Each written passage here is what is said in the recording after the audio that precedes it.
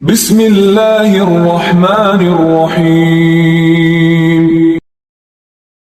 ابو بردہ نے بیان کیا، انہوں نے اپنے والد ابو موسیٰ اشعری رضی اللہ عنہ سے سنا کہ نبی کریم صلی اللہ علیہ وسلم نے فرمایا، 3 طرح کے آدمی ایسے ہیں جنہیں دگنا ثواب ملتا ہے۔ اول وہ شخص جس کی کوئی لونڈی ہو، وہ اسے تعلیم دے اور تعلیم دینے میں اچھا طریقہ اختیار کرے، اسے ادب سکھائے اور اس میں اچھے طریقے سے کام لے، پھر اسے آزاد کر کے اس سے شادی کر لے تو اسے دوہرا اجر ملے گا۔ دوسرا وہ مومن جو اہل کتاب میں سے ہو کہ پہلے اپنے نبی پر ایمان لایا تھا، پھر نبی کریم صلی اللہ علیہ وسلم پر بھی ایمان لایا تو اسے بھی دوہرا اجر ملے گا۔ تیسرا وہ غلام جو اللہ تعالیٰ کے حقوق کی بھی ادائیگی کرتا ہے اور اپنے آقا کے ساتھ بھی بھلائی کرتا ہے۔ اس کے بعد شعبی راوی حدیث نے کہا کہ میں نے تمہیں یہ حدیث بلا کسی محنت و مشقت کے دے دی ہے۔ ایک زمانہ وہ بھی تھا جب اس سے بھی کم حدیث کے لیے مدینہ منورہ تک کا سفر کرنا پڑتا تھا۔ صحیح بخاری حدیث نمبر 3011۔ زہری نے بیان کیا، ان سے عبید اللہ بن عبداللہ بن عتبہ نے، ان سے ابن عباس رضی اللہ عنہ نے اور ان سے صعب بن جسامہ رضی اللہ عنہ نے بیان کیا کہ نبی کریم صلی اللہ علیہ وسلم مقام ابوا یا ودان میں میرے پاس سے گزرے تو آپ سے پوچھا گیا کہ مشرکین کے جس قبیلے پر شب خون مارا جائے گا، کیا ان کی عورتوں اور بچوں کو بھی قتل کرنا درست ہوگا؟ حضرت صلی اللہ علیہ وسلم نے فرمایا، وہ بھی انہی میں سے ہیں، اور میں نے آپ سے سنا کہ آپ فرما رہے تھے، اللہ اور اس کے رسول صلی اللہ علیہ وسلم کے سوا اور کسی کی چراگاہ نہیں ہے۔ صحیح بخاری حدیث نمبر 3012۔ سابقہ سند کے ساتھ ظاہری سے روایت ہے کہ انہوں نے عبید اللہ سے سنا بواسطہ ابن عباس رضی اللہ عنہ، اور ان سے صعب رضی اللہ عنہ نے بیان کیا اور صرف زراری بچوں کا ذکر کیا۔ سفیان نے کہا کہ عمرو ہم سے حدیث بیان کرتے تھے، ان سے ابن شہاب نبی کریم صلی اللہ علیہ وسلم سے۔ سفیان نے بیان کیا کہ پھر ہم نے حدیث خود ظاہری ابن شہاب سے سنی، انہوں نے بیان کیا کہ مجھے عبید اللہ نے خبر دی، انہیں ابن عباس رضی اللہ عنہ نے اور انہیں صعب نے، کیا حضرت صلی اللہ علیہ وسلم نے فرمایا مشرکین کی عورتوں اور بچوں کے متعلق کہ وہ بھی انہی میں سے ہیں۔ ظاہری کے واسطے سے جس طرح عمرو نے بیان کیا تھا کہ ہم من آبائہم، وہ بھی انہی کے باپ دادوں کے نسل ہیں، ظاہری نے خود ہم سے ان الفاظ کے ساتھ بیان نہیں کیا، یعنی ہم من آبائہم نہیں کہا بلکہ ہم منہم کہا۔ صحیح بخاری حدیث نمبر 3013۔ لیث نے خبر دی، انہیں نافع نے اور انہیں عبداللہ رضی اللہ عنہ نے خبر دی کہ نبی کریم صلی اللہ علیہ وسلم کے ایک غزوہ فتح میں ایک عورت مقتول پائی گئی تو حضرت صلی اللہ علیہ وسلم نے عورتوں اور بچوں کے قتل پر انکار کا اظہار فرمایا۔ صحیح بخاری حدیث نمبر 3014۔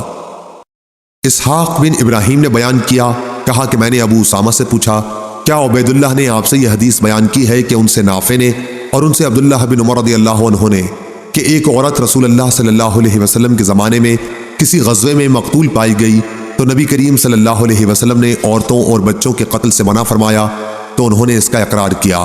صحیح بخاری حدیث نمبر 3015۔ لیث نے بیان کیا، ان سے بکیر نے، ان سے سلیمان بن یسار نے اور ان سے ابو ہریرہ رضی اللہ عنہ نے بیان کیا کہ رسول اللہ صلی اللہ علیہ وسلم نے ہمیں ایک مہم پر روانہ فرمایا اور یہ ہدایت فرمائی کہ اگر تمہیں فلاں اور فلاں مل جائیں تو انہیں آگ میں جلا دینا۔ پھر جب ہم نے روانگی کا ارادہ کیا تو حضرت صلی اللہ علیہ وسلم نے فرمایا کہ میں نے تمہیں حکم دیا تھا کہ فلاں اور فلاں کو جلا دینا، لیکن آگ ایک ایسی چیز ہے جس کی سزا صرف اللہ تعالیٰ ہی دے سکتا ہے، اس لیے اگر وہ تمہیں ملے تو انہیں قتل کرنا، آگ میں نہ جلانا۔ صحیح بخاری حدیث نمبر 3016۔ سفیان نے بیان کیا، ان سے ایوب نے، ان سے اکرمہ نے کہ علی رضی اللہ عنہ نے ایک قوم کو جو عبداللہ بن سبا کی متنبع تھی اور حضرت علی رضی اللہ عنہ کو اپنا خدا کہتی تھی جلا دیا تھا۔ جب یہ خبر حضرت عبداللہ بن عباس رضی اللہ عنہ کو ملی تو آپ نے کہا کہ اگر میں ہوتا تو کبھی انہیں نہ جلاتا، کیونکہ نبی کریم صلی اللہ علیہ وسلم نے فرمایا ہے کہ اللہ کے عذاب کی سزا کسی کو نہ دو، البتہ میں انہیں قتل ضرور کرتا، کیونکہ نبی کریم صلی اللہ علیہ وسلم نے فرمایا ہے جو شخص اپنا دین تبدیل کر دے اسے قتل کر دو۔ صحیح بخاری حدیث نمبر 3017۔ وہیب بن خالد نے بیان کیا، ان سے ایوب سختیانی نے، ان سے ابو قلابہ نے اور ان سے انس بن مالک رضی اللہ عنہ نے کہ قبیلہ عقل کے 8 آدمیوں کی جماعت نبی کریم صلی اللہ علیہ وسلم کی خدمت میں اسلام قبول کرنے کو حاضر ہوئی، لیکن مدینہ کی آب و ہوا انہیں موافق نہیں آئی۔ انہوں نے عرض کیا کہ یا رسول اللہ صلی اللہ علیہ وسلم، ہمارے لیے اونٹ کے دودھ کا انتظام کر دیجئے۔ حضرت صلی اللہ علیہ وسلم نے فرمایا کہ میں تمہارے لیے دودھ نہیں دے سکتا، تم صدقے کے اونٹوں میں چلے جاؤ۔ ان کا دودھ اور پیشاب پیو تاکہ تمہاری صحت ٹھیک ہو جائے۔ وہ لوگ وہاں چلے گئے اور ان کا دودھ اور پیشاب پی کر تندرست ہو گئے تو چرواہے کو قتل کر دیا اور اونٹوں کو اپنے ساتھ لے کر بھاگ نکلے اور اسلام لانے کے بعد کفر کیا۔ ایک شخص نے اس کی خبر آن حضرت صلی اللہ علیہ وسلم کو دی تو آپ صلی اللہ علیہ وسلم نے ان کی تلاش کے لیے سوار دوڑائے۔ دوپہر سے بھی پہلے ہی وہ پکڑ کر لائے گئے، ان کے ہاتھ پاؤں کاٹ دیے گئے، پھر آپ کے حکم سے ان کی آنکھوں میں سلائی گرم کر کے پھیر دی گئی اور انہیں ہرہ مدینہ کی پتھریلی زمین میں ڈال دیا گیا۔ وہ پانی مانگتے تھے لیکن انہیں نہیں دیا گیا، یہاں تک کہ وہ سب مر گئے۔ ایسا ہی انہوں نے اونٹوں کے چرانے والوں کے ساتھ کیا تھا جس کا بدلہ انہیں دیا گیا۔ ابو قلابہ نے کہا کہ انہوں نے قتل کیا تھا، چوری کی تھی، اللہ اور اس کے رسول صلی اللہ علیہ وسلم کے ساتھ جنگ کی تھی اور زمین میں فساد برپا کرنے کی کوشش کی تھی۔ صحیح بخاری حدیث نمبر 3018۔ لیث نے بیان کیا، ان سے یونس نے، ان سے ابن شہاب نے، ان سے سعید بن مسیب اور ابو سلمہ نے کہ ابو ہریرہ رضی اللہ عنہ نے کہا کہ میں نے رسول اللہ صلی اللہ علیہ وسلم سے سنا ہے، آپ فرما رہے تھے کہ ایک چیونٹی نے ایک نبی عزیر یا موسیٰ علیہ السلام کو کاٹ لیا تھا تو ان کے حکم سے چیونٹیوں کے سارے گھر جلا دیے گئے۔ اس پر اللہ تعالیٰ نے ان کے پاس وحی بھیجی کہ اگر تمہیں ایک چیونٹی نے کاٹ لیا تھا تو تم نے ایک ایسی خلقت کو جلا کر خاک کر دیا جو اللہ کی تسبیح بیان کرتی تھی۔ صحیح بخاری حدیث نمبر 3019۔ قیس بن ابی حازم نے بیان کیا، کہا کہ مجھ سے جریر بن عبداللہ رضی اللہ عنہ نے بیان کیا کہ مجھ سے رسول اللہ صلی اللہ علیہ وسلم نے فرمایا، ذوالخلصہ کو برباد کر کے مجھے راحت کیوں نہیں دے دیتے؟ یہ ذوالخلصہ قبیلہ خشم کا ایک بت خانہ تھا اور اسے کعبۃ الیمانیہ کہتے تھے۔ انہوں نے بیان کیا کہ پھر میں قبیلہ احمس کے 150 سواروں کو لے کر چلا۔ یہ سب حضرات بڑے اچھے گھڑ سوار تھے لیکن میں گھوڑے کی سواری اچھی طرح نہیں کر پاتا تھا۔ حضرت صلی اللہ علیہ وسلم نے میرے سینے پر اپنے ہاتھ سے مارا، میں نے انگشتائے مبارک کا نشان اپنے سینے پر دیکھا۔ فرمایا، اے اللہ، گھوڑے کی پشت پر اسے ثبات عطا فرمائیو اور اسے دوسروں کو ہدایت کی راہ دکھانے والا اور خود ہدایت پایا ہوا بنائیو۔